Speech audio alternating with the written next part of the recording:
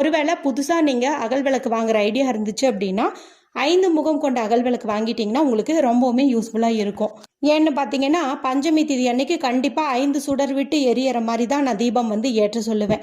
அப்போ நீங்கள் 5 முகம் கொண்ட அகல் விளக்கு வாங்கிட்டீங்கன்னா அதில் நீங்கள் 5 திரி போட்டு ஈஸியாக வந்து ஏற்றலாம்.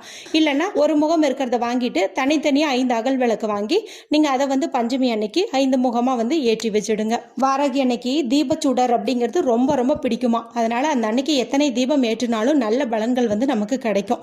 அதனால குறைந்தபட்சம் 5வது ஏற்றதை நீங்கள் வழக்கமாக வச்சுட்டு வாங்க.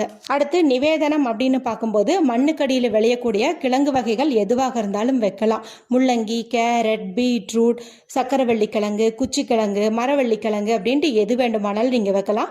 இதை நீங்கள் பச்சையாகவும் வைக்கலாம், வேக வச்சும் வைக்கலாம். அது உங்களுடைய விருப்பம்தான். இவை தவிர பானகம் வந்து அன்னைக்கு ரொம்ப ரொம்ப பிடிக்கும், அதனால் நீங்கள் அது வந்து வைங்க. மிளகு சேர்த்த வடை வைங்க. முழு உளுந்து